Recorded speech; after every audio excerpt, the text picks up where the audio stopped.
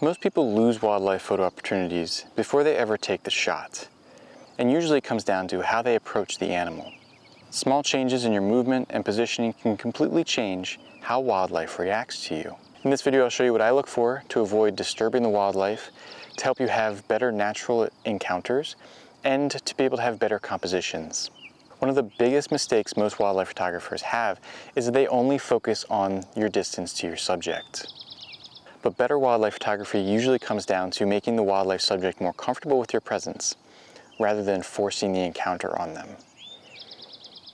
The goal is not to push your presence on the wildlife. Instead, it's to reduce your pressure on that animal so that they can continue to act naturally and you can get those natural photos of their behavior. Before I move closer to an animal, there are a lot of things that I'm looking at in their behavior that help to indicate if I can or should move closer to that subject. Small changes in their behavior can really indicate if your presence is disturbing them and if you're causing stress on that animal. One of the first things you can notice is if that animal starts to constantly be disturbed, constantly lifting their head up, looking at you in your direction, stopping what they're doing, and you're possibly applying too much pressure. So how do you move to approach your subjects?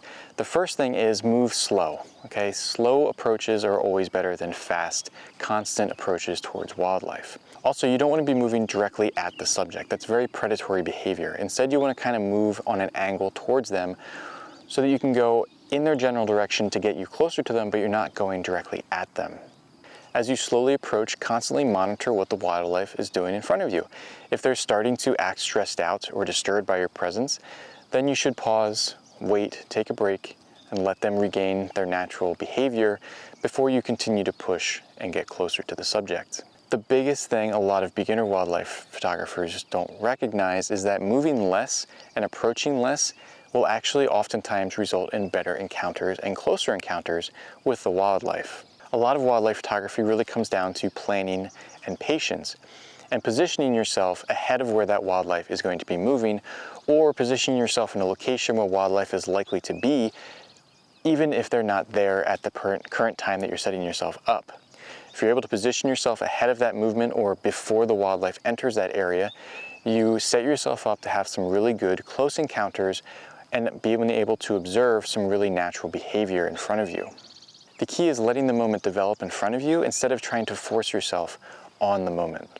When wildlife feels comfortable in front of you, you typically get better behavior, more natural behavior, better postures, and better compositional opportunities because the wildlife is just acting naturally in front of you. If you slow down, get lower to the ground, have your presence less disturbing in that habitat, you'll typically have better encounters and the animals will give you better moments than if you rushed to get closer to the subject immediately. Now, there are a couple of different signs that should alert you to back off or stop approaching the subject. If the animal starts moving away from you, stops eating, or is constantly locked on your position, it's a good indication that you're starting to stress out that animal and maybe you should leave them be or not approach any closer. The key thing to remember here is that no photo is worth stressing out the animal, and really once you start to stress out the wildlife in front of you, you're not going to get the good photos that you want anyway. You're going to get a lot of times the animal's moving away from you, having a clear alert posture, and you're just not going to get those good natural behaviors in your photos. Instead, if you do end up stressing out the wildlife, not being able to get close enough to them, instead use that as a lesson for your next encounter with that animal or the next animal that you find. If you start to recognize how different approaches affect wildlife, you'll be able to really fine-tune your approach and really pinpoint the things that allow you to approach closer and allow you to recognize how not to stress out wildlife for the next encounter.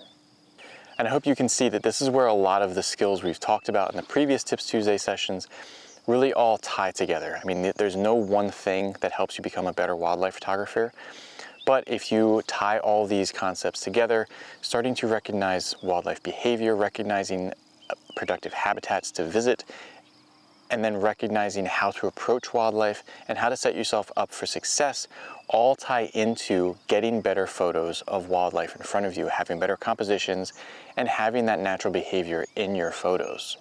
A lot of better wildlife photography comes down to slowing down in the field, paying attention to what's going on around you, and really setting yourself up to get the photos that you want instead of forcing the encounters on the wildlife that you find. If you want to learn more about these concepts, I do offer online mentorship courses, or if you want to come out in the field with me and really see how I do this out in the field, I do also offer guided sessions as well. That's going to be it for this Tips Tuesday video. I can't believe this is the 20th Tips Tuesday video that I've released. If you haven't checked out the previous videos, I have a link down below to the entire playlist where you can sort through all of that we've covered so far. Otherwise, that's it for this week's video, and I'll see you in next week's Tips Tuesday. Thanks for watching.